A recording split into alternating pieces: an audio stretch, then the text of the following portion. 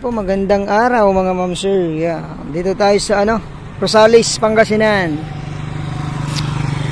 Boundary ng Santa Maria. So ito, corner lot. Along Provincial Road. Ito papuntang Rosales, Carmen Tiplex. Ito naman papuntang Santa Maria, Tayog, San Quintin.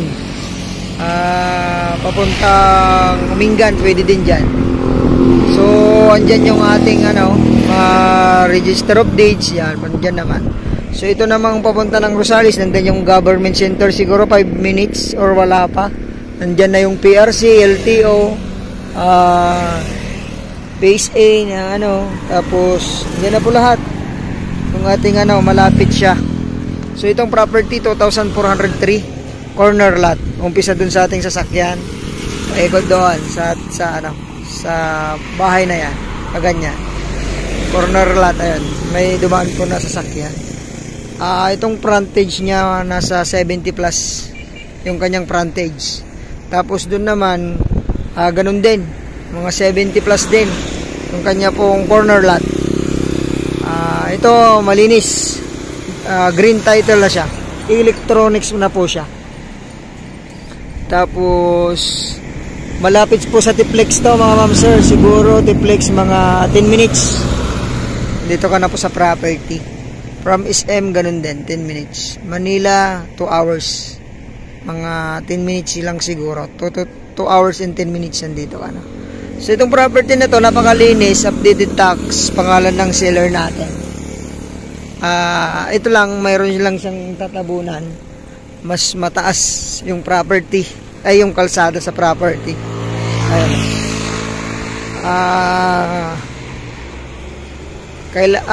Ang gagawin sana dito gasolinahan sana.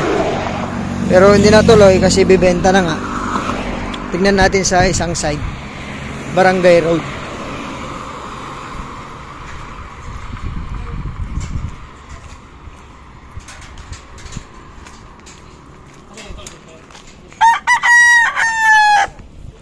Ito yung Barangay Road. So itong property malapit sa resort, malapit sa din, sa mga hotel. Ito pwede din siyang gawing hotel. Ayan, yung corner lot. Boundary na rin yung bakod na yon. Tapos dun naman yung palikod. Tingnan natin sa likod. Ang ganda to. Gasoline station. Pwede ding residential. Kahit anong business pwede. Hotel, ganyan din, pwede din.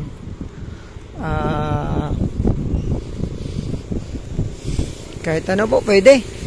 Kasi dito naman ang internet, kuryente, nabasa. Dito na po, sa property. Ayun, ang haba po pala, ganun din pala. So, nasa akin po ang title, nasa akin din ang lot plan. Lagay ko po yung exact frontage, taka, nito.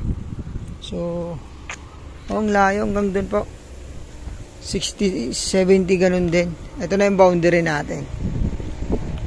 At mas mababa po yung yung property kaysa sa kalsada. Medyo marami-raming tabunan natin mga ma'am sir. Pero ito bakod na doon. Ito naman parang bakod na rin. Lalagyan na lang para hindi magpaganon yung lupa. Tapos likod na lang babakuran. So ayun po, sana magustuhan nyo to. 2,403 square meter dito po sa bahay ng Rosales. Napakaganda ng property. Commercial, residential lot. Pwede din siyang parkingan ng truck, warehouse, hardware.